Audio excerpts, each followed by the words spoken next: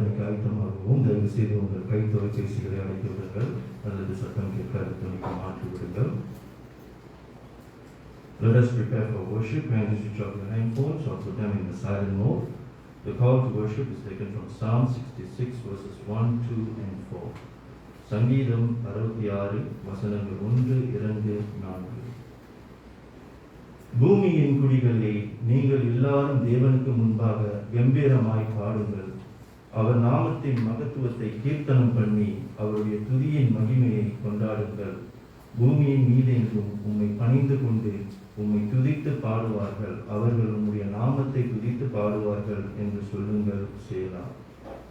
இந்த காலை வேளையிலும் நாம் ஆண்டவரை துதிக்க வந்திருக்கிறோம். நாம் சத்தமாக பாட முடியாத நிலைமையில் இருந்தாலும் நாம் சந்தோஷமாக நம் மனதில் அவரை பாடி நாம் அவரை கீர்த்தனம் பண்ணலாம். நம் அனைவரும் எழுந்து நின்று முதல் பாடலை கேட்போம். பாதம் பணிந்தேன் என்னாலும்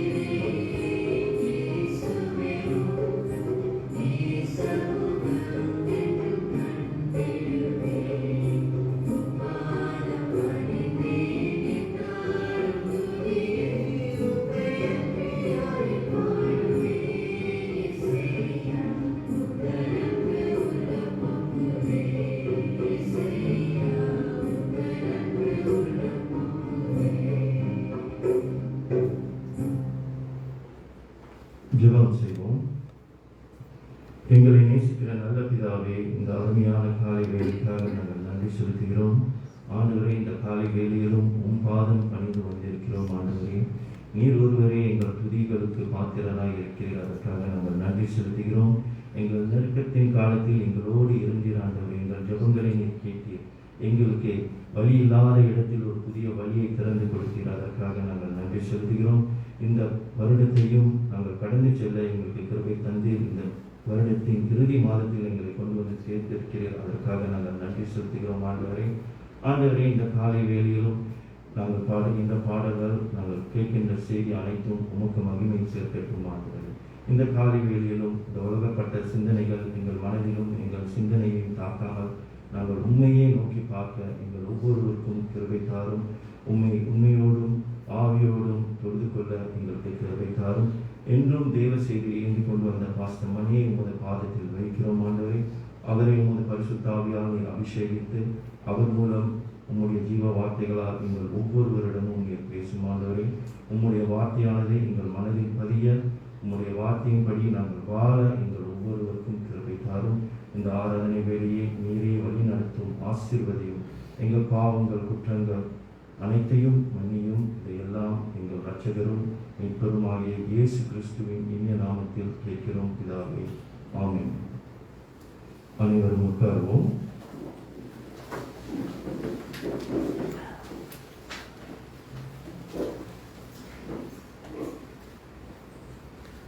தொடர்ந்து பழைய ஏற்பாட்டு பகுதியை வாசிக்க கேட்போம்.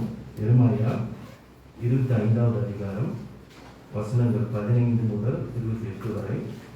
எரேமியா 25வது அதிகாரம் 15 முதல் 28 வரை.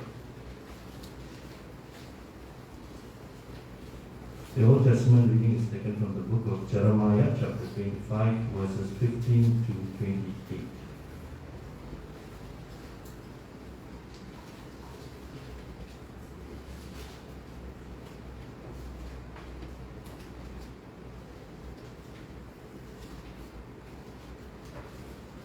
இஸ்ரவேலின் தேவனாகிய கர்த்தர் என்னை நோக்கி, நான் உன்னை அனுப்புகிற ஜாதிகள் குடித்து நான் தங்களுக்கு அனுப்பும் பட்டயத்தால் அவர்கள் தள்ளாடி புத்தி கெட்டு போகும்படிக்கு இந்த உக்கிரமாகிய மதுபானத்தின் பாத்திரத்தை நீ என் கையிலிருந்து வாங்கி அவர்கள் எல்லாருக்கும் அதிலே குடிக்க கொடு என்றார்.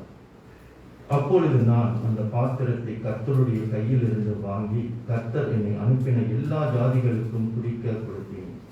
எருசலேமுக்கும் யூதாவின் பட்டணங்களுக்கும் அதன் ராஜாக்களுக்கும் அதன் பிரபுக்களுக்கும் அவர்களை இந்நாளில் இருக்கிறபடி வனாந்திரமும் பாலும் இகழ்ச்சிக்குறியாகிய ஈசல் போடுதலும் சாபமுமாக்கப்போடும் படி குடிக்க கொடுத்தேன்.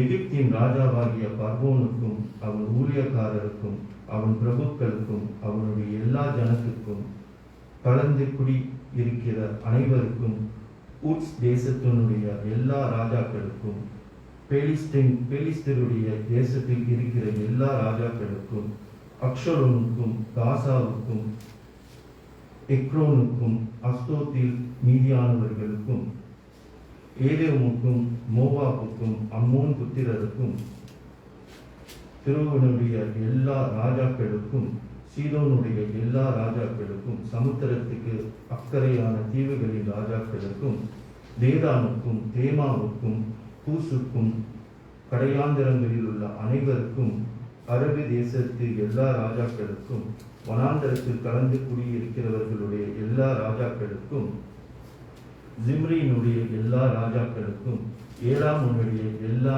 ராஜாக்களுக்கும் மேதியாவினுடைய எல்லா ராஜாக்களுக்கும் வடக்கே இருக்கிற எல்லா ராஜாக்களுக்கும் சமீபமானவர்களும் தூரமானவர்களும் ஆகிய அவர்களுக்கும் பூமியின் மீதுள்ள சகல தேசத்து ராஜ்யங்களுக்கும் குடிக்க கொடுத்தேன். தேசாக்கு என்னும் ராஜாவும் அவர்களுக்கு பிற்பாடு குடிப்பான் என்றார். நீங்கள் குடித்து வெறித்து வாந்தி பண்ணி நான் உங்களுக்குள் அனுப்பும் பட்டயத்தாலே எழுந்தராதபடிக்கு விழுங்கள் என்று இஸ்ரவேலின் தேவனாகிய சேனைகளின் கர்த்தர் உரைக்கிறார் என்று நீ அவர்களுக்கு சொல்லு. அவர்கள் குடிக்கிறதற்கு அந்த பாத்திரத்தை உன் கையில் வாங்க மாட்டோம் என்று சொல்வார்களானால் நீ அவர்களை நோக்கி, நீங்கள் குடித்து தீரவின் குடித்து தீர வேண்டும் என்று சேனைகளின் கர்த்தர் சொல்லுகிறார் என்று சொல்லு என்பது. ஆமீன்.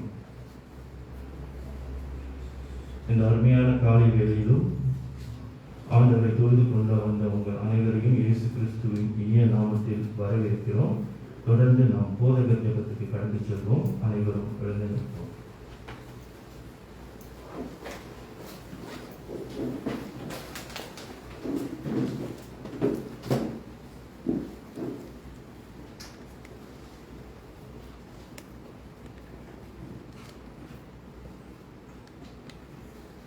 நாம் யாரும் கண்களை மூடி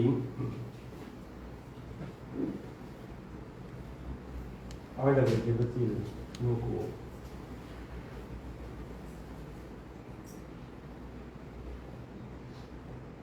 எல்லாரும் ஒரு விசை ஜெபிப்போம்.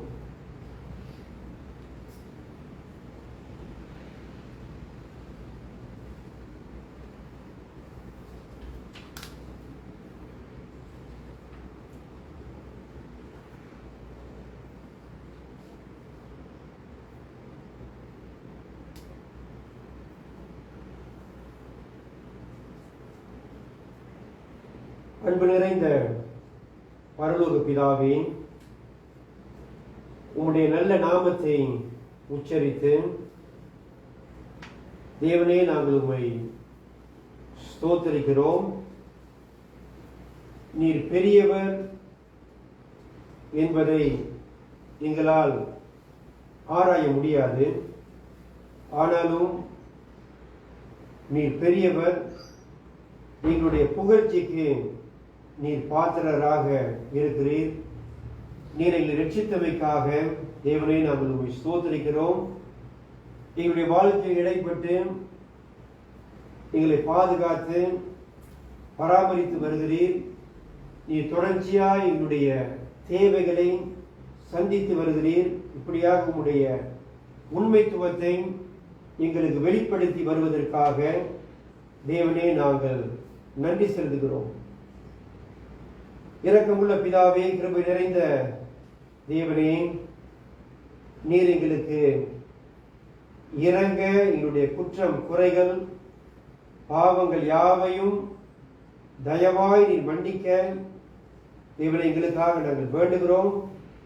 நீர் எங்களுடைய உள்ளங்களை புதுப்பிக்க, எங்களை உற்சாகப்படுத்த, நாங்கள் தொடர்ந்து மனதார உம்மை தேட, உம்மை பிரியப்படுத்த, உம்மை சார்ந்து வாழ, உம்முடைய உதவியோடு கூட வாழ, உம்முடைய நாமத்தை மகிமைப்படுத்த நீர் எங்களுக்கு உதவி செய்யும்.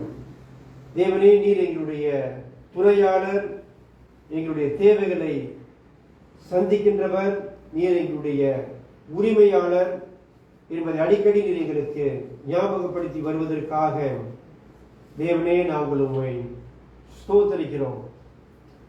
நீர் செய்த சகல உபகாரங்களுக்காக உம்மை ஸ்தோத்திரிக்கிறோம். இன்றைக்கும் நாங்கள் இப்படியாக ஒரு சபையாக, ஒரு குடும்பமாக உம்மை ஆராதிக்க நீர் எங்களை கூட்டி சேர்த்தமைக்காக நாங்கள் நன்றி செலுத்துகிறோம். உம்முடைய பிரசன்னம் எங்களோடு கூட இருக்க வேண்டும். எங்களுடைய எண்ணங்களை, சிந்தைகளை பக்கமாக நாங்கள் திருப்பி தேவனை பரிசுத்த அலங்காரத்தோடு நாங்கள் தொடர்ந்து உம்மை ஆராதிக்க, உம்மை தேட, உம்முடைய திவ்ய வசனத்தின் வாயிலாக நீர் எங்களோடு கூட பேச, எங்கள் மத்தியில் இருக்கின்ற பிள்ளைகளை தேவனே நீர் ஆசீர்வதிக்க தேவனே நாங்கள் வேண்டுகிறோம். கடந்த வாரமும் எங்களுடைய தியான ஜெப வேலையை நீர் வழிநடத்தினீர். அதுக்காக தேவனே நாங்கள் உம்மை ஸ்தோத்திரிக்கிறோம். நேற்றைய தினத்தில் நீர் எங்களுக்கு நல்ல பருவ நிலையை கொடுத்தீர். இது நாங்கள் திட்டமிட்டபடி இந்த சேர்ச்சில் உள்ள இந்த வேலைகள் எல்லாம் நல்லவனமாக செய்து முடிக்க நீர் உதவினீர். தேவனே, அதுக்காக நாங்கள் நன்றி செலுத்துகிறோம். இந்த நாளிலும் நோய்வாய்ப்பட்ட எல்லாரையும் நாங்கள் நினைவு கூர்ந்து அவர்களுக்காக நாங்கள் வேண்டுகிறோம். குறிப்பாக சகோதரி தாயார் சென்றாவுக்கு நீர் இறங்கி எங்களுடைய ஜெபங்களை கேட்டு அந்த தாயை நீர் பலப்படுத்தி வருவதற்காக உம்மை ஸ்தோத்திரிக்கிறோம். மற்ற நோய்வாய்ப்பட்ட எல்லாரையும் நாங்கள் நினைக்கிறோம். நீரே அவர்களை ஆறுதல் படுத்த, அவர்களுக்கு இறங்க, இந்த நோய் சில சமயத்தில் அவர்களுக்கு சிரமமாக இடையூறாக இருந்தாலும் தேவனே, உண்மையில் அவர்கள் நம்பிக்கை வைத்து உமக்காக அவர்கள் வாழ நீங்கள் எல்லாருக்கும் நீர் உதவி செய்ய தேவனே எங்களுக்காக நாங்கள் வேண்டிக் கொள்கிறோம். மலேசியா சகோதர சகோதரிகளுக்காக உண்மை சோதரிக்கிறோம். நீர் அவர்களோட கூட இருந்து அவர்களை வழிநடத்தி வருகிறீர். இன்றைக்கும் உம்மை ஆராதிக்க வந்த அவர்களுக்காக நாங்கள் உண்மை ஸ்தோத்தரிக்கிறோம். நீ தொடர்ந்து தயவாய் கிருபையாய் அவர்களுக்கு இறங்கி அவர்களை வழிநடத்த தேவனே அவர்களுக்காக நாங்கள் வேண்டுகிறோம். இன்று மாலை நடக்கவிருக்கின்ற ஆங்கில ஆராதனையை நீர் ஆசீர்வதிக்க நாங்கள் வேண்டுகிறோம். அதே போல மலேசியாவில் கூலாயில விமாசில நடக்கின்ற ஆராதனைகளை ஆசீர்வதியும். இந்தியாவில் என்னுடைய ஊழியர்கள், உம்முடைய பிள்ளைகள், ஊழியர்கள் எல்லாரோடும் இருந்து அவர்களையும் நீர் வழிநடத்த தேவனை நாங்கள் வேண்டுகிறோம். இந்த COVID-19 இந்த வியாதியிலிருந்து நீர் எங்களை காத்து வருவதற்காக நாங்கள் மனதார உம்மை ஸ்தோத்திரிக்கிறோம். தேவனே, நாங்களும் தொடர்ந்து கவனமாக இருக்க, எல்லா வேலைகளிலும் இந்த காரியங்களுக்காக நாங்கள் ஜெபிக்க, என்ன வந்தாலும் நாங்கள் நம்ப, உம்மை நோக்கி பார்க்க எங்களுக்கு நீர் உதவி செய்யும். எங்கள் மத்தியில் இருக்கின்ற சிறு பிள்ளைகளுக்காக நாங்கள் வேண்டுகிறோம். அந்த பிள்ளைகளை ஆசீர்வதியும், அவர்களை நடத்தும். இந்த சிறார்களும் தொடர்ந்து உம்மை அறிகின்ற அறிவிலும் ஞானத்திலும் வளர இந்த பிள்ளைகளுக்கு நீர் உதவி செய்யும். தேவனே, மெத்தியூ ஜூலியானோட திருமணத்துக்காக தேவனே நாங்கள் வேண்டுகிறோம். அடுத்த மாதம் நடக்கவிருக்கும் அந்த திருமணத்தை நீரை ஆசீர்வதிக்கும்படி நாங்கள் வேண்டுதல் செய்கிறோம். தேவனே, எங்கள் ஒவ்வொருவரையும் உம்முடைய பாதத்தில் சமர்ப்பிக்கிறோம். இந்த ஆராதனையில் மீதி இருக்கின்ற நேரத்தை உம்முடைய பாதத்தில் நாங்கள் வைக்கிறோம். நீர் எங்களோடு கூட இருந்து எங்களை வழிநடத்தி எங்களை ஆசீர்வதியும். இயேசுவின் நாமத்தில் ஜெபிக்கிறோம் பிதாவே, ஆமென். சிறு பிள்ளைகள் உடைய வகுப்புக்கு போகலாம்.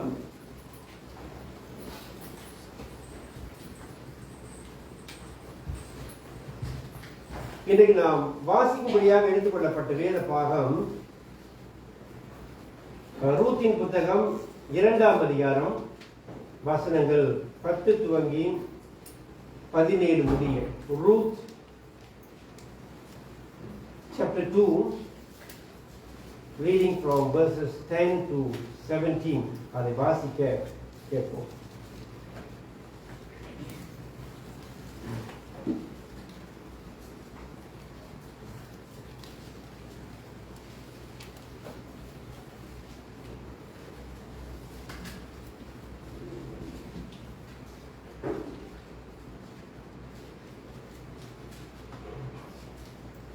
அப்பொழுது அவள் தரையிலே முகம் குப்புற விழுந்து வணங்கி, நான் அந்நிய தேசத்தாளாயிருக்க நீர் என்னை விசாரிக்கும்படி எனக்கு எதினாலே உம்முடைய கண்களில் தயை கிடைத்தது என்றார். அதற்கு போவாஸ் பிரதியுத்தரமாக, உன் புருஷன் மரணமடைந்த பின்பு நீ உன் மாமியாருக்காக செய்ததும், நீ உன் தகப்பனையும் உன் தாயையும் உன் ஜன்ம தேசத்தையும் விட்டு முன்னே நீ அறியாத ஜனங்களிடத்தில் வந்ததும் எல்லாம் எனக்கு விவரமாய் தெரிவிக்கப்பட்டது. உன் செய்கைக்கு தக்க பலனை கர்த்தர் உனக்கு கட்டளையிடுவாராக. இஸ்ரவேலின் தேவனாகிய கர்த்தருடைய செட்டைகளின் கீழ் அடைக்கலமாய் வந்த உனக்கு அவராலே நிறைவான பலன் கிடைப்பதாக என்றான். அதற்கு அவள், என் ஆண்டவனே, உம்முடைய கண்களில் எனக்கு தயை கிடைக்க வேண்டும். நான் உம்முடைய வேலைக்காரிகளில் ஒருத்திக்கும் சமானமாயிராவிட்டாலும் நீர் எனக்கு ஆறுதல் சொல்லி உம்முடைய அடியாளோடே பட்சமாய் பேசினீரே என்றார். பின்னும் போவாஸ் சாப்பாட்டு வேளையிலே அவளை பார்த்து, நீ இங்கே வந்து இந்த அப்பத்திலே புசித்து காடியிலே உன் துணிக்கையை தோய்த்துக்கொள் என்றான். அப்படியே அவள் அறுக்கிறவர்கள் அருகே உட்கார்ந்தாள். அவளுக்கு வறுத்த கோதுமையை கொடுத்தான். அவள் சாப்பிட்டு திருப்தி அடைந்து மீந்தை வைத்துக் கொண்டாள். அவள் கதிர் பொறுக்கிக் கொள்ள எழுந்தபோது போவாஸ் தன் வேலைக்காரரை நோக்கி, அவர் அரிக்கட்டுகள் நடுவே பொறுக்கிக் கொள்ளட்டும், அவளை ஈனம் பண்ண வேண்டாம். அவள் பொறுக்கிக் கொள்ளும்படிக்கு அவளுக்கு அருகிலே சிலதை சிந்து விடுங்கள், அவளை அதட்டாதிருங்கள் என்று கட்டளையிட்டான். அப்படியே அவள் சாயங்காலம் மற்றும் வயலிலே கதிர் பொறுக்கினாள்.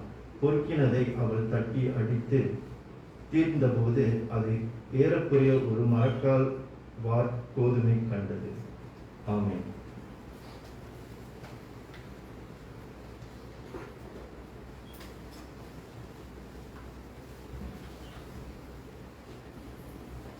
கடந்த வாரம் good people in bad times, கெட்ட காலங்களில் நல்ல மனிதர்கள் என்ற தலைப்பில் தேவ செய்தி உங்களோட கூட பகிர்ந்து கொண்டேன். அதில் ஒரு காரியம் அந்த செய்தியில் நான் வலியுறுத்தி சொன்னது, இந்த கடினமான சவால் நிறைந்த காலகட்டங்களில் கர்த்தர் அவருடைய பிள்ளைகளுடைய தேவைகளை சந்திக்க நல்ல மனிதர்களை வைத்திருக்கிறார். அதுக்கு சில உதாரணங்களை சொன்னேன். நவோமி ரூத்துடைய வாழ்க்கையை பார்க்கும்போது போவாஸ் என்ற மனிதனை கர்த்தர் ஒரு கருவியாக பயன்படுத்தி அந்த நல்ல மனிதனாகிய போவாஸை கர்த்தர் ஒரு கருவியாக பயன்படுத்தி நவோமி ரூத்துடைய தேவைகளை சந்தித்தார். அது கூட நம்முடைய வாழ்க்கையிலும் நமக்கு ஆறுதல் சொல்ல, நம்மை உற்சாகப்படுத்த, நமக்கு ஆலோசனை வழங்க, நம்முடைய கஷ்டத்தில் நம்மோடு கூட தோள் கொடுக்க இன்றைக்கும் கர்த்தர் நல்ல மனிதர்களை, நல்ல குடும்பங்களை, நல்ல சர்ச் மெம்பர்ஸை கர்த்தர் வைத்திருக்கிறார். ஸோ அதற்காக நாம் தேவனுக்கு நன்றி சொல்லுவோம். ஒரு பாடல் வரிய நான் போன வாரம் உங்களுக்கு 4 வரிகளை நான் உங்களோட கூட சொன்னேன். கஷ்டங்கள்ல கர்த்தர் எப்படி நம்மோடு கூட, கஷ்டங்கள்ல கர்த்தர் நம்மோடு கூட எப்படி இருக்கிறாரு, நம்முடைய கவலைகளை அறிந்து நம்முடைய கண்ணீரை அவர் எப்படி துடைக்கின்றார் என்பதை உங்களோட கூட சொன்னேன். ஆனா உண்மையிலேயே கர்த்தர் நம்மோட கூட இருக்கிறாரா? நம்முடைய கஷ்டங்களை அவர் அறிந்தவரா? நம்முடைய கண்ணீரை அவரால் துடைக்க முடியுமா? அதுக்கு பதில் அவரால் முடியும். அதை செய்ய அவர் நல்லவர், அதை செய்ய அவர் வல்லவர். அதை நவோமி ரூத்துடைய வாழ்க்கையில் நாம் பார்க்கிறோம். அது உண்மை என்றால் இன்றைக்கு அப்படிப்பட்ட ஆசீர்வாதங்களை பெற்றுக்கொள்ள குறிப்பா ரூத் என்ன செய்தாங்க என்பதை இன்றைக்கு நாம் கவனிப்போம். ஆங்கிலத்தில் இப்படி ஒரு ஃப்ரேஸ் இருக்கு, லெட் கோ லெட் காட். அது கேட்பதற்கு ரொம்ப நல்லா இருக்கு. லெட் கோ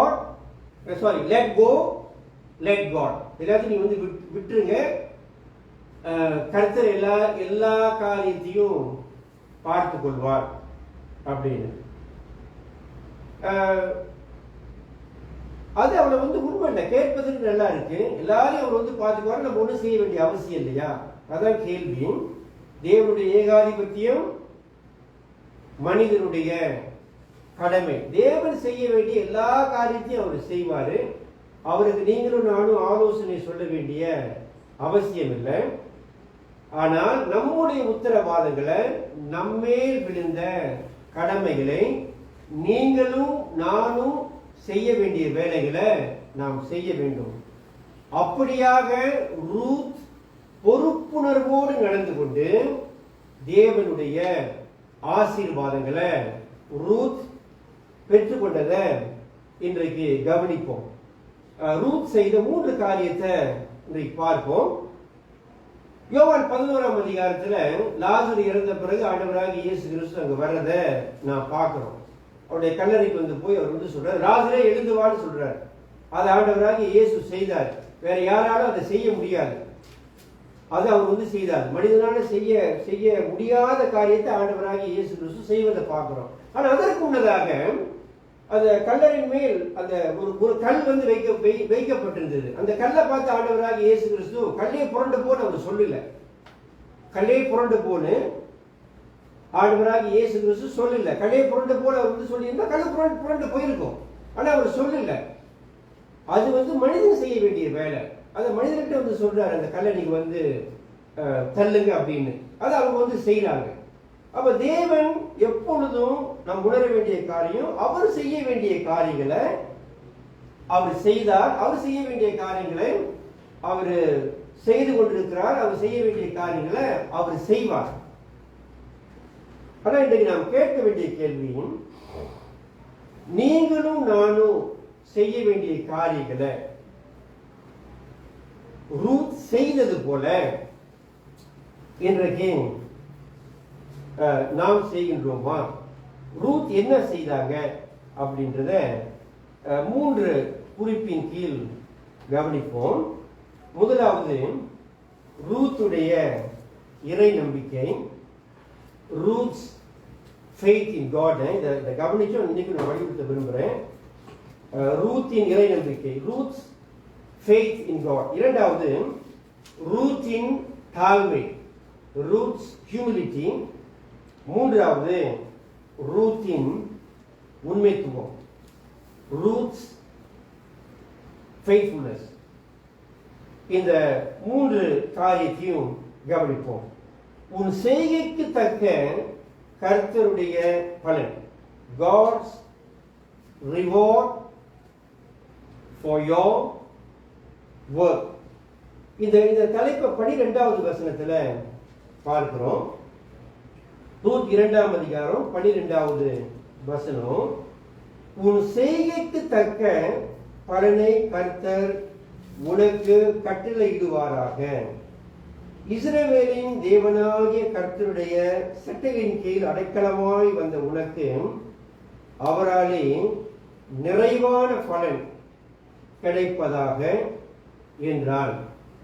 இத போவாஸ், அதாவது ரூத்துடைய வாழ்க்கையை பார்த்து, இந்த வேலை அப்படின்னு இங்க வந்து பார்க்கும்போது ஒரு செய்கைன்னு பார்க்கும்போது உன் செய்கைக்கு தக்க கர்த்தருடைய பலன், God's reward for your work அப்படின்றது அந்த தலைப்பு. வேலை அப்படின்னு நம்ம பார்க்கும்போது ரூத்துடைய வாழ்க்கை, ரூத் அவருடைய வாழ்க்கையை எப்படி தேவனிடம் ஒப்படைத்து அவங்க வாழ்க்கையை கட்டமைத்து எப்படி அவங்க வாழ்ந்தாங்க, மாமியாவை எப்படி கவனிச்சாங்க, எப்படி நடந்து கொண்டாங்க, எப்படி தாழ்மையா நடந்தாங்க, எப்படி தேவனை தேடினாங்க, அது எல்லாத்தையும் பார்க்கணும். முக்கியமா வேலை அப்படின்னு சொல்லும்போது அவங்களுடைய வாழ்க்கையை எப்படி அவங்க வாழ்ந்தாங்க, இந்த எல்லா காரியத்தையும் போவாஸ் ஓரளவு அவர் வந்து கேள்விப்பட்டு இந்த காரியத்தை அவர் வந்து சொல்றார். உன் செய்கைக்கு தக்க பலனை கர்த்தர் உனக்கு கட்டளை இடுவாராக. இஸ்ரவேலின் தேவனாகிய கர்த்தருடைய சட்டைகளின் கீழ் அடைக்கலமாய் வந்த உனக்கு அவராலே நிறைவான பலன் கிடைப்பதாக அப்படின்னு சொல்றாரு. அவர் சொன்ன காரியம் ரூத்துடைய வாழ்க்கையில நிறைவேறுவதை நாம் பார்க்கிறோம். அவர் சொன்ன இந்த வார்த்தையை, அந்த வாழ்த்துறையை, அந்த வார்த்தையை பெருந்தன்மையோடு அவர் வந்து நினைத்து உண்மையா சத்தியமா சொன்ன காரியம் நமக்கு வேதாகமத்துல பதிக்கப்பட்டிருக்கு. அது ரூத்துடைய வாழ்க்கையில் நிறைவாகுவதை நாம் பார்க்கிறோம். சங்கீதம் 20 இப்படியா ஒரு வசனம் இருக்கு. அவர் உமது மன விருப்பத்தின்படி உமக்கு தந்தருளி உமது ஆலோசனைகளை எல்லாம் நிறைவேற்றுவாராக. இந்த சங்கீதக்காரர் சொல்றாரு, நம்முடைய மன விருப்பத்தை அவர் வந்து நிறைவேற்றுகின்றவராக இருக்கிறாரு. உமது ஆலோசனைகளை எல்லாம் நிறைவேற்றுவாராக. அவருடைய ஜெபம் மாதிரி அவர் சொல்றாரு. அந்த கடவுள் நம்முடைய வாழ்க்கையில நிறைவேற்றணும். அதெல்லாம் நிறைவேற்ற நம்முடைய வாழ்க்கையில் இடைப்பட்டு நம்மை ஆசீர்வதிக்க தேவன் விரும்புகிறார். ஆனால் பிரியமானவர்களே, நம்முடைய வாழ்க்கையில தேவனுடைய ஆசீர்வாதம் நமக்கு இருக்க வேண்டும் என்றால், தேவன் நம்முடைய வாழ்க்கையை உயர்த்த வேண்டும், நம்மை ஆசீர்வதிக்க வேண்டும், அவருடைய பிரசன்னம் நம்மோடு கூட இருக்க வேண்டும், நம்முடைய வாழ்க்கை சீராக சிறப்பாக இருக்க வேண்டும். இந்த உலகத்துல நாம் சாட்சி உள்ள வாழ்க்கையை வாழ வேண்டும், சக்தி உள்ள வாழ்க்கையை வாழ வேண்டும் என்றால் இதெல்லாம் நமக்கு ஆட்டோமேட்டிக்கா வராது. ரூத்துடைய வாழ்க்கையில ஒரு நவமியோட பின்னால போனாங்க, அதனால இந்த எல்லாவித ஆசீர்வாதங்களும் அவங்கள தேடி வரல. ரூத் அவங்களுடைய வாழ்க்கையில என்னெல்லாம் செய்யணுமோ அதை அவங்க செய்ததை நாம் பார்க்கிறோம். இன்றைக்கும் சில சமயத்துல சிலர் இந்த கேள்வி கேட்கிறாங்க, நான் கடவுளுடைய பிள்ளை, ஏன் தேவனை நீ ஆசீர்வதிக்க மாட்டார், ஏன் வாழ்க்கை இப்படி இருக்கு அப்படின்ட்டு குறைகளை சில சமயத்துல குறைவா அவங்க கடவுளுடைய பிள்ளையா இருந்தாலும் அப்படி அவங்க சொல்வதை பார்க்கிறோம். பிரியமானவர்களே, கிறிஸ்துவ வாழ்க்கை ஆண்டவராகிய இயேசு கிறிஸ்துவை ஏற்றுக்கொண்டு ஞானஸ்தானத்தின் வாயிலாக சர்ச்சில் மெம்பர்ஷிப் பெறுறதுல நல்லது. இயேசுவை ஏற்றுக்கொள்றோம், ஞானஸ்தானத்தின் மூலம் சர்ச்சில் மெம்பரா ஆகிறோம். அப்புறம் ஆண்டவராக இயேசு கிறிஸ்துவை ஏற்றுக்கொண்ட பிறகு ஒரு கிறிஸ்டியன் பேரை நம்ம சூட்டிக்கணும், அதுல தப்பு இல்லை. ஆபிரகாம், டேனியல், பீட்டர், போல் அப்படின்னு அது தப்பு கிடையாது. ஒரு பேரை நம்ம சூட்டுறோம். அப்புறம் கழுத்துல ஒரு கிராஸ் போடுறோம், அதுவும் தப்பு இல்லை. கிராஸ் போடுறது தப்பு இல்லை. அப்புறம் எப்படி சண்டே நம்ம சர்ச்சுக்கு வரோம், வாரத்தில் ஒரு நாள் மட்டும், அந்த நாள் முக்கியமா அந்த நாள் நம்ம கருதுறோம், இது கர்த்தருடைய நாள் அப்படின்னு நம்ம வரோம். மாதம் நம்முடைய காணிக்கைய செலுத்திடுறோம். ஸோ கிறிஸ்துவ வாழ்க்கை அதோட கூட முடியாது இல்லை. சில சமயத்தில் இந்த காரியத்தை நம்ம நிறைவேறிட்டா, ஒவ்வொரு வாரமும் நாம் சண்டே சர்வீஸ்க்கு ஒவ்வொரு மாதமும் நம்முடைய காணிக்கையை நம்ம கொடுத்துட்டா நம்ம பெரிய சூப்பர் ஸ்பிரிச்சுவல் கிறிஸ்டியன் நம்ம நினைக்கிறோம். அப்படி நினைக்க கூடாது. இது மட்டும் கிறிஸ்டியனுடைய வாழ்க்கையில ஒரு காரியம் இல்லைங்க. சேர்ச்சுக்கு நம்ம வர்றது நமக்கு நல்லது, அது நம்ம விழுந்த கடமை.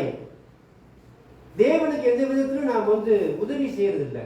அது தேவன் நமக்கு நம்முடைய ஆத்மீக வாழ்க்கைக்கு அது நல்லது. அவன் தேவன், அவரை நாம் மதிக்கணும், கனப்படணும், பயந்து நடக்கணும். அதை அறிக்கையிட காலத்துக்கு நாம் வரோம். இப்போ நீங்களும் நானும் காணிக்கை கொடுக்குறோம், நல்லது, நாம் கொடுக்கணும்.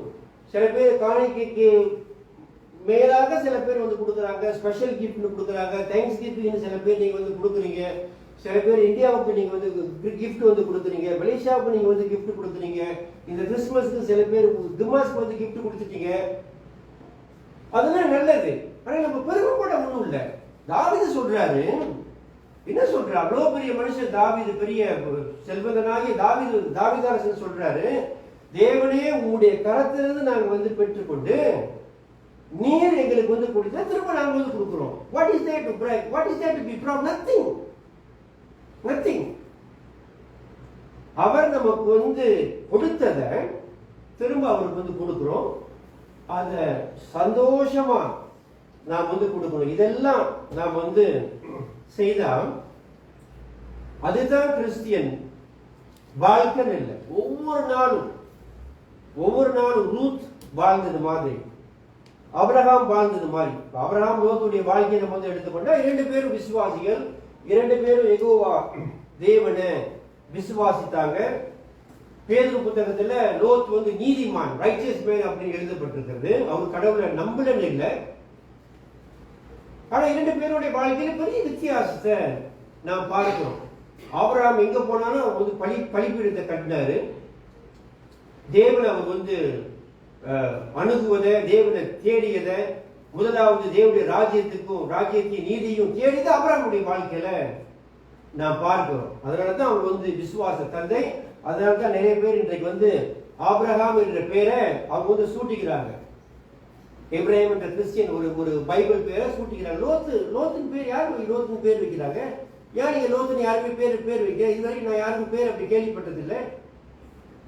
லோத்தை குறித்து வேதம் நீதிமான்னு சொல்லுது. ஏன் உங்க பிள்ளைங்களுக்கு நீங்க லோத்துன்னு வைக்க வேண்டியதானே? ஏன் பிள்ளைங்களுக்கு நான் லோத்துன்னு வைக்க வேண்டியதானே? ஏன்னா லோத்துடைய வாழ்க்கை நல்ல மாதிரி அவர் வந்து துவங்கினாரு.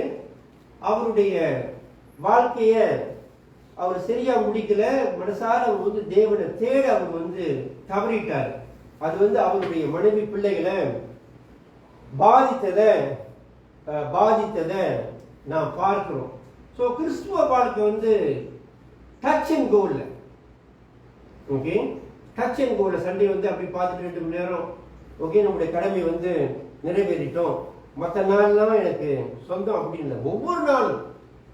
ஒவ்வொரு நாளும் வேலையிடங்களில், நம்முடைய வீடுகளில் நம்முடைய கிறிஸ்துவ சாட்சிய பக்தியை நாம் வெளிப்படுத்துகின்ற மக்களாக இருக்க வேண்டும். சரி, இந்த 3 காரியத்தை ரூத்துடைய வாழ்க்கையில் கவனிப்போம். முதலாவது, ரூத்துடைய இறை நம்பிக்கை. அதுதான் 12வது வசனத்துல நாம் வாசிக்கிறோம். நம்ம அதை வந்து வாசித்த verse 12, அதுல அந்த ரூத்துடைய இறை நம்பிக்கையை நாம் வந்து பார்க்கிறோம். அதை போவாஸ் நமக்கு வந்து இதை நமக்கு அவர் வந்து சொல்றாரு. இந்த பலன் தேவன் உங்களுக்கு வந்து கொடுப்பாரு. ஏன்னா இஸ்ரவேலின் தேவனாகிய கர்த்தருடைய செட்டையின் கீழ் அடைக்கலமாய் வந்த உனக்கு இப்படியா நீ வந்து வந்திருக்கிற, உன்னுடைய வாழ்க்கை நீ வந்து கர்த்தம் செய்திட்ட அப்படின்னு அவர் வந்து சொல்றாரு. அப்படியா அடைக்கலமா வந்த உனக்கு அவரால் நிறைவான பலன் பார்க்கிறோம். ஓகே, ஃபுல் ரிவார்ட், நிறைவான பலன், ரிவார்ட், அந்த ஆசீர்வாதத்தை தேவன் உனக்கு வந்து கொடுப்பாரு அப்படின்னு சொல்றாரு. 91வது சங்கீதத்துல சங்கீதம் 91:4 வசனம், Psalm 91 verse 4, இந்த ஒரு வசனத்தை நான் உங்களுக்கு வாசிக்கிறேன். இந்த சட்டைகளின் கீழ் அது என்னத்தை வந்து குறிக்குதுன்னா, Psalm 91 verse 4, அவர் தமது சிறகுகளாலே உன்னை மூடுவார், அவர் சட்டைகளின் கீழே அடைக்கலம் புகுவாய், அவருடைய சத்தியம் உனக்கு பரிசையும் கேடகமும் ஆகும் அப்படின்னு வாசிக்கிறோம். நம்ம பாடல் புத்தகத்தில் 91வது பாடல் நினைக்கிறேன், உன்னதமானவரே. இந்த பாடல் வரிகள் இந்த இந்த அதில் இந்த காலையில் அதில் வந்து வரதை நம்ம வந்து பார்க்குறோம். ஓகே, ஸோ மனதார நம்ம சொன்ன மாதிரி ரூத் வந்து ஆண்டவராகிய இயேசுவை ஏற்றுக்கொண்டு வாழ்க்கையை தத்தம் செய்து தேவனுக்காக அவர் வந்து வாழ்ந்ததை, தேவனை தேடுவதை, தேவனுக்கு முதலிடம் கொடுத்ததை, முக்கியத்துவம் கொடுத்ததை நான் பார்க்கிறோம். இந்த வசனம் வந்து நீங்க எல்லாரும் இந்த கோழி வந்து பார்த்துருப்பீங்க, சிக்கனு. மழை வரும்போது கூட அந்த குஞ்சுகள் வந்து இருக்கும்போது, ஓகே, மழை வரும்போது அல்லாட்டி ஒரு பிராணி வருது, ஒரு பாம்பு வருது, ஏதாவது வரும்போது அது வந்து சிறகு அப்படியே வந்து திறக்கும். இந்த குஞ்சுகள்லாம் என்ன செய்யும், எல்லாரும் அந்த ஃபேதர்ஸ் கீழே அது எல்லாரும் வந்து போயிடும், அப்படியே அது வந்து மூடிடும். ஒரு பாதுகாப்பு. மழை பெய்து கொண்டு நீங்க வந்து பார்ப்பீங்க, அப்படிதான் இருக்கும் அந்த கோழிங்க. இந்த குஞ்சுகள் வந்து நிலையாது, அது மாதிரி ஒரு ப்ரொடெக்ஷன். ஸோ அப்போ போவாஸ் என்ன சொல்றாருன்னா, அப்படிப்பட்ட ஒரு பாதுகாப்பின் கீழ் ஒரு ஞானமான ஒரு முடிவு எடுத்து, அது வந்து தேவனுடைய செயல், அது ரூத் எடுத்த முடிவு தான், ரட்சிப்பு கருத்துடையது. இன்னைக்கு நான் பலமுறை என்னுடைய செய்தி ரொம்ப வலியுறுத்தி சொல்லுகின்ற ஒரு காரியம் வந்து இந்த ரட்சிப்பு, இந்த சல்வேஷன், அதை ஏனோதானோ அப்படின்னு நான் நினைக்கவே கூடாது. நான் பல பிரசங்கத்தில் வந்து சொல்லியிருக்கிறேன். என்னுடைய வாழ்க்கையில நான் பிரதானமா நன்றி செலுத்துகிற காரியம் 2. ஒன்று ரட்சிப்பு, 2வது அவர் கொடுத்த நல்ல சுகம். இந்த ரட்சிப்புக்கு நாம் வந்து இவ்வளவுதான் நம்ம வந்து நன்றி சொன்னாலும் போதாது. ஒவ்வொரு நாளும் காலையில் எழுந்தவுடன், ஆண்டவரே நீர் என்னை ரட்சித்தமைக்காக உம்மை ஸ்தோத்திரிக்கிறேன். நீண்ட ஒரு ஜெபம் இல்ல, தேவனே ஒரு காலத்தில் உம்மை அறியாமல் இருந்தேன், என்னுடைய சொந்த வழியில் நான் போய் கொண்டிருந்தேன், தேவனே நீர் என்னை தேடி வந்தேன் என்ற அந்த ரட்சிப்புக்கு நாம் நன்றி சொல்வது மிக மிக அவசியம். பெரிய ஒரு ஆசீர்வாதம். தேவன் நம்மோட கூட இருக்கிறார். இந்த COVID-19 கூட நம்ம வந்து பதற வேண்டிய ஒரு அவசியம் இல்லை. எவ்வளவு மரணங்களை பார்க்கிறோம். அந்த மரணம் நமக்கு வந்தால் கூட தேவன் நம்ம வந்து அவர் அந்த நித்திய மகிமைக்குள் அவர் வந்து எடுத்துக்கொள்வார். அப்படிப்பட்ட ஒரு நம்பிக்கையை தேவன் நம்ம கொடுத்திருக்கிறார். நம்முடைய சஞ்சலத்துல, தவிப்புல, கஷ்டங்கள்ல, கவலைகள்ல, கண்ணீர்ல அவரை நோக்கி நாம் வேண்டுதல் செய்ய முடிகிறது. அவர் எல்லாம் அறிந்தவர், எங்கும் இருப்பவர், நம்மோடு கூட இருக்கின்றவர், நம்மை ஒருபோதும் கைவிட மாட்டார் என்ற நம்பிக்கையில. அப்படிப்பட்ட நம்பிக்கைக்குள் வந்த ரூத் தேவனுக்காக அவங்க வாழ்ந்தாங்க. கடந்த கால கசப்புகளை, அவருடைய ஏழ்மையான நிலைய அதிகமா அவங்க வந்து நினைக்காம, இந்த வறுமையை அவங்க வந்து தொடர்ந்து பார்த்து கொண்டில்லை. இந்த வறுமையின் மேல் அவர்கள் வந்து கண்ணோக்கமா இல்லை. ஆனா வரவிருக்கும் ஆசீர்வாதங்களை நம்பிக்கையோடு அவங்க வந்து தேவன் என்னை ஆசீர்வதிப்பார் என்ற நம்பிக்கையோட அவங்க வந்து வாழ்ந்தாங்க. பயத்தை அவங்க வந்து மறந்து நம்பிக்கையின் மேல் ரூத் சார்ந்து அவங்களுடைய வாழ்க்கைய அவங்க வாழ்ந்தாங்க. ஒருவர் இப்படியா வந்து சொல்லியிருக்கிறாரு, look at self and be distressed, look at self and be distressed, look at others and be depressed, look at Jesus and you will be blessed. நம்மையே நாம் வந்து பார்க்கும்போது நாம் வருத்தமடைவோம், மற்றவர்களே நாம் பார்க்கும்போது சோர்வடைவோம். ஆனால் ஆண்டவராகிய இயேசுவை பார்க்கும்போது ஆசீர்வதிக்கப்படுவோம். அது மாதிரி ரூத் அவருடைய வாழ்க்கையில தேவனை நம்பி, தேவனை சார்ந்து, தேவனுடைய உதவியோடு தேவ நாம மகிமைக்கென அவங்க வாழ்ந்தாங்க. இன்றைக்கு மனதார வாயார நீங்களும் நானும் அதை சொல்ல முடியுமா? நானும் ஆண்டவராக இயேசு கிறிஸ்துவை ஏற்றுக்கொண்டு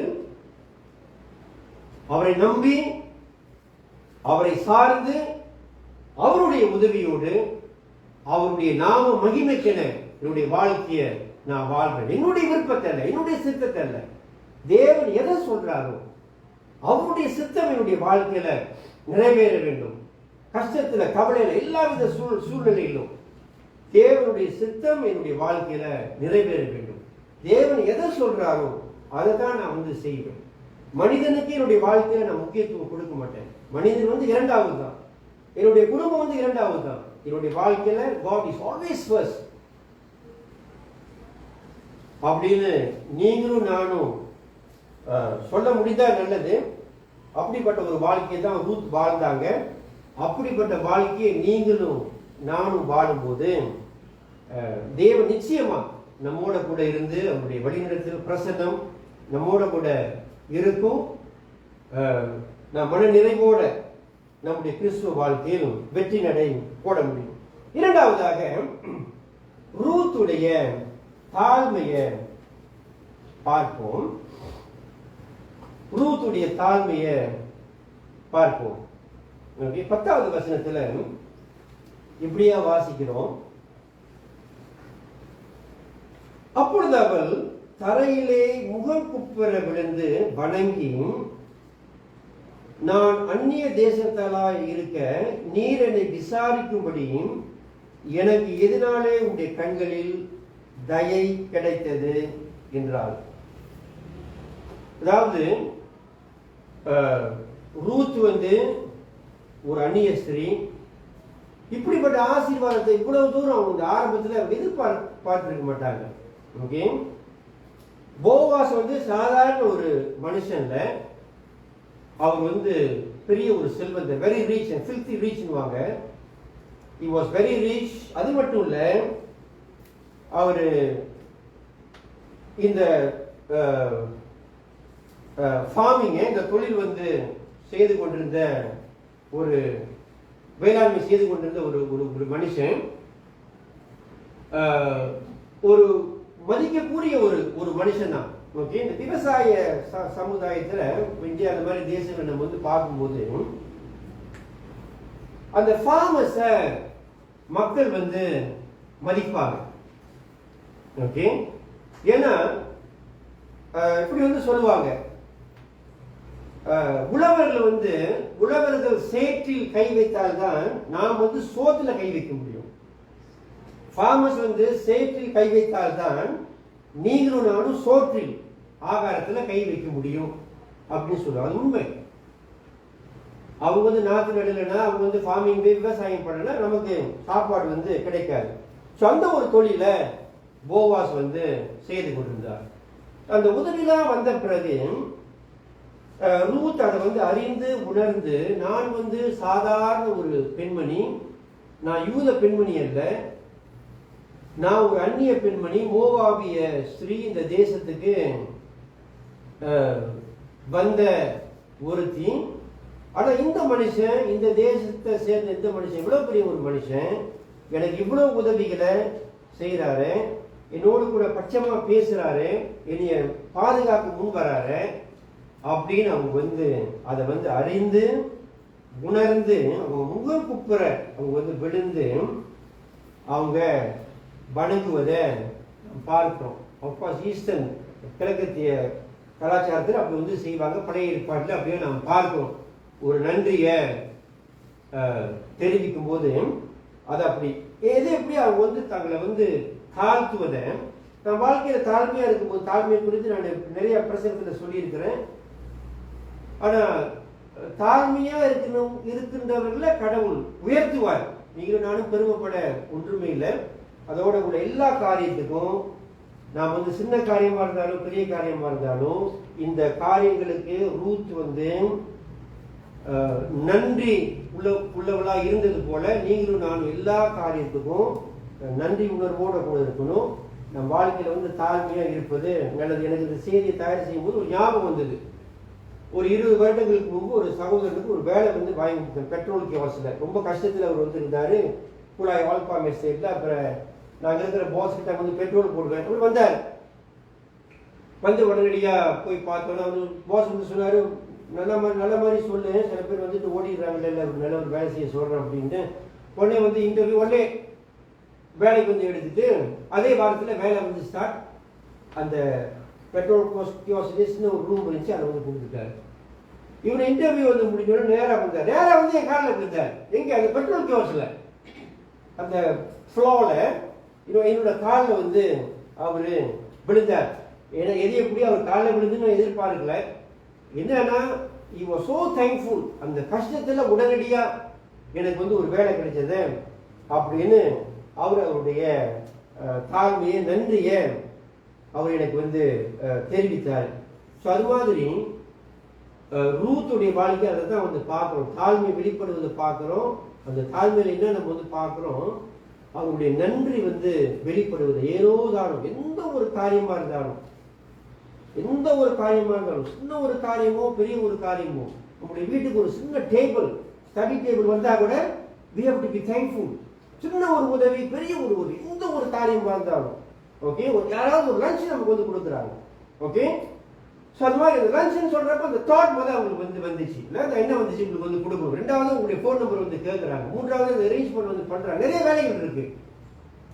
ஸோ எந்த ஒரு காரியமா இருந்தாலும் ரூத் மாதிரி நம்ம தாழ்மையா நன்றி உள்ளவர்களா நாம் வந்து இருப்பது நல்லது. ஓகே.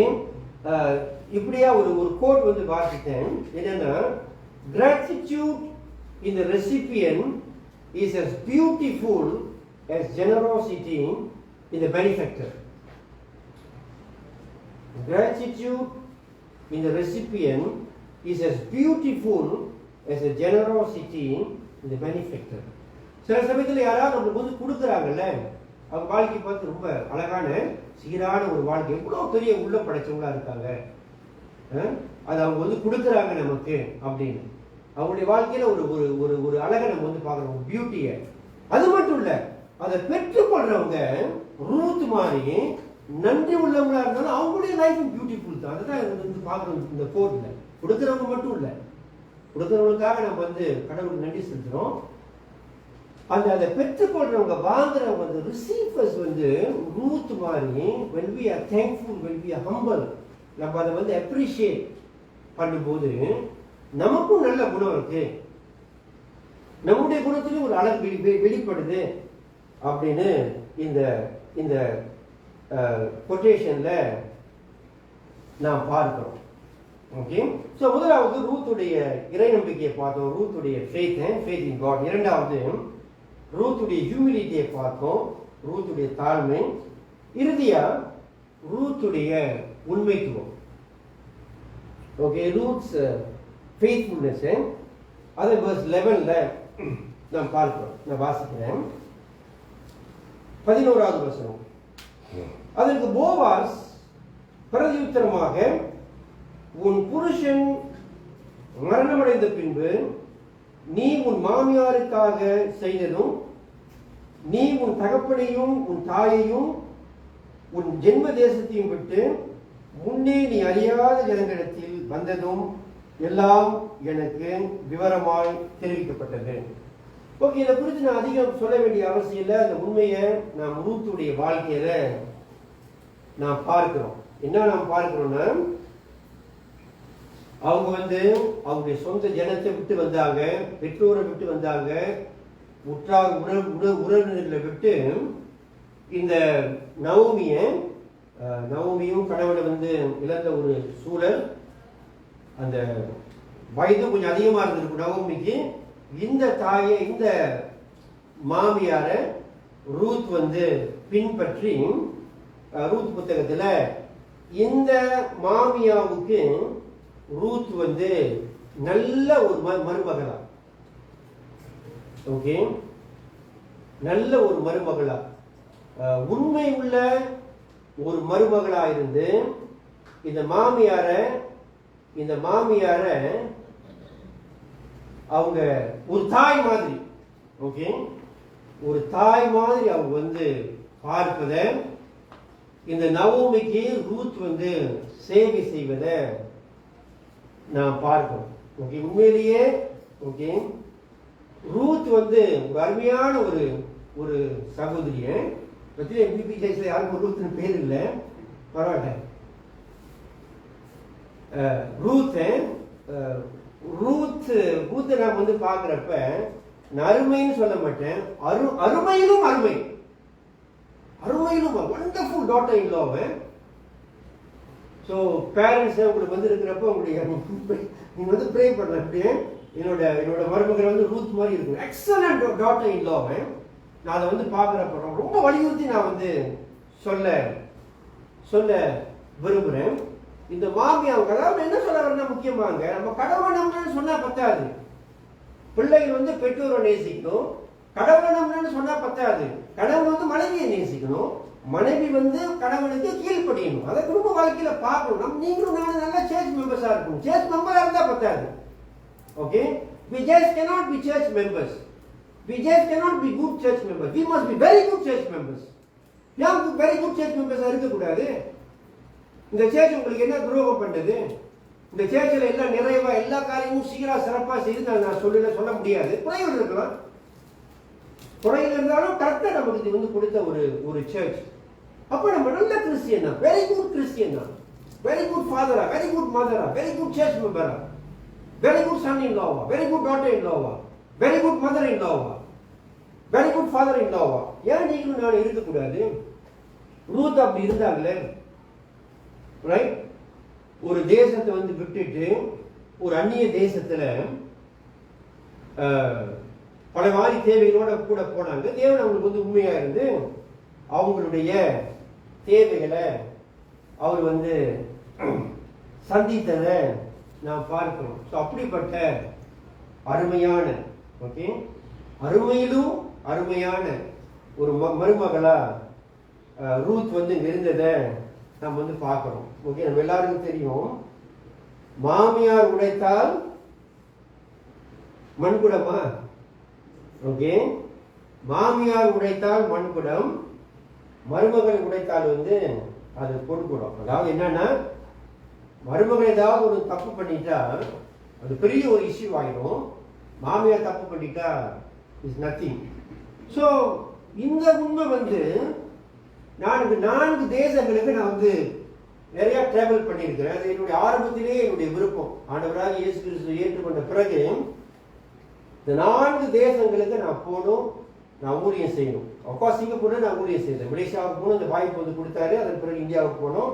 அப்புறம் கடைசியில் அந்த ஸ்ரீலங்காவுக்கு போற விருப்பமும் நிறைவேறினது 2005. ஏன் இந்த 4 நாடுகள்ல இங்கே தான் நிறைய இந்தியர்கள் வாழ்கிறாங்க. ஸோ இந்த 4 நாடுகள்லையும் இந்த உண்மையை நான் வந்து பார்க்குறேன். என்னன்னா, இந்த மாமியாருக்கும் மருமகளுக்கும் என்னன்னு தெரியல. ஓகே, அஃப்கோர்ஸ் ஒரு டிஸ்கஷன் கிளாஸ் தான் பற்றி கொஞ்சம் பேசியிருக்கலாம். அது அவ்வளவு ஓகே. இந்தியாவுக்கும் பாகிஸ்தானுக்கும் அந்த உறவு சரியா இல்லாத போல.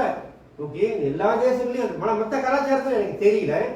எனக்கு தெரிந்த உண்மையை பார்க்குறேன். இதே கதை தான் ஸ்ரீலங்காவுக்கு போனேன், இதே கதை தான் தமிழ்நாட்டுக்கு போனேன், இதே நிறைய கதைகளை தான் மலேசியாவில் நான் வந்து கேள்விப்படுறேன். ஓகே, கீரியும் பாம்பு மாதிரி அவங்களுடைய உறவு வந்து அவ்வளவு சேமமாக இருப்பதில்லை. சேமமாக இருக்க முடியாதுன்னு இல்லை,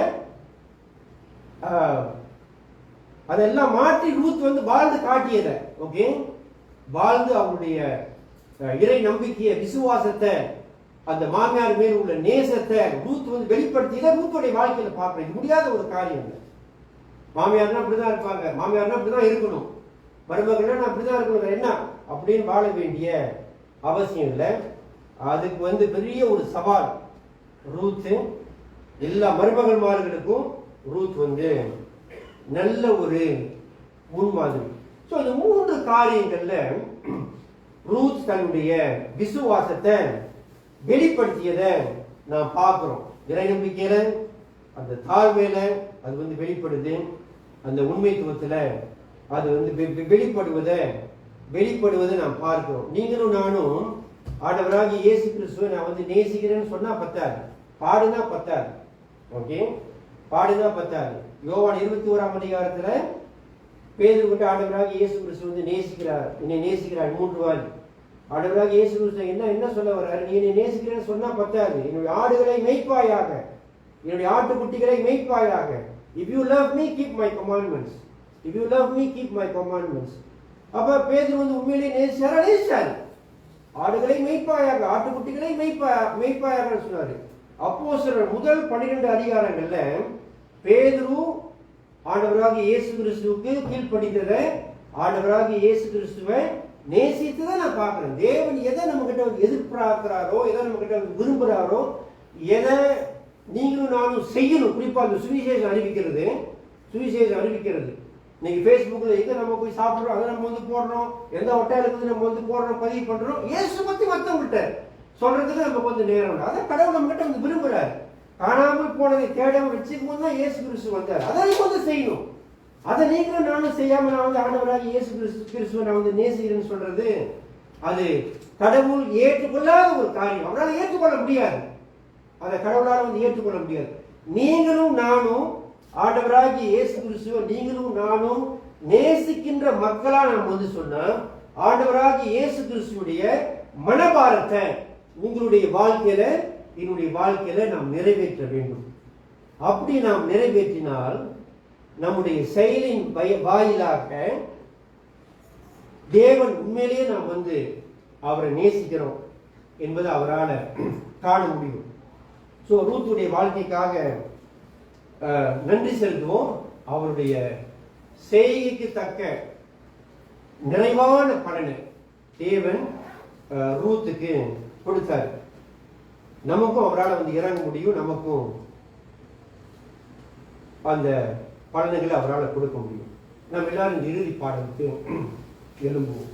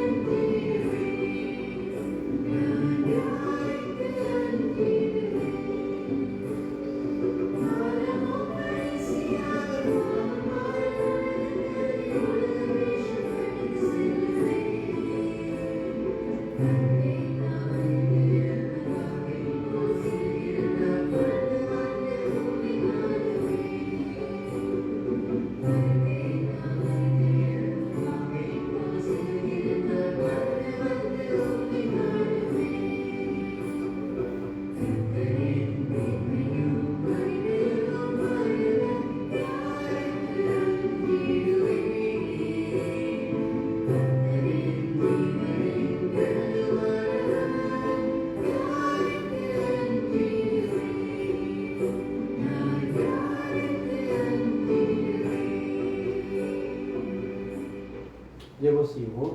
தேவனே, ரூத்துடைய வாழ்க்கைக்காக, நல்ல முன்மாதிரிக்காக உங்களை ஸ்தோத்திரிக்கிறோம். அவருடைய செய்கைக்கு தக்க பலனை தேவனே நீர் ரூத்துக்கு நிறைவாய் கொடுத்தீர். அதுக்காக நாங்கள் நன்றி செலுத்துகிறோம். நாங்களும் அப்படியாக வாழ தேவனே நீர் எங்களுக்கு உதவி செய்யும். இந்த ஆராதனையில் நீர் எங்களோடு கூட இருந்தமைக்காக தேவனே நாங்கள் உங்களை ஸ்தோத்திரிக்கிறோம். இன்றைக்கும் நாங்கள் வழங்கவிருக்கின்ற காணிக்கை தசம பாகங்களை நீர் ஆசீர்வதிக்க, தொடர்ந்து எங்களுக்கு இறங்க, எங்களுடைய பிள்ளைகளுக்கு இறங்க, எங்களுடைய குடும்பங்களுக்கு இறங்க, சபையாருக்கு இறங்க தேவனே நாங்கள் வேண்டுதல் செய்கிறோம். வழங்கவிருக்கின்ற காணிக்கைகளை ஆசீர்வாதம் பெற்றுக்கொள்வோம். கர்த்தர் உங்களை ஆசீர்வதித்து உங்களை காக்க கடவர். கர்த்தர் தம்முடைய முகத்தை உங்கள் மேல் பிரகாசிக்க பண்ணி உங்கள் மேல் கிருபையாய் இருக்க கடவர். கர்த்தர் தம்முடைய முகத்தை உங்கள் மேல் பிரசன்னமாக்கி உங்களுக்கு சமாதானம் கட்டளையிட கடவர். ஆமென். பாருங்கள்,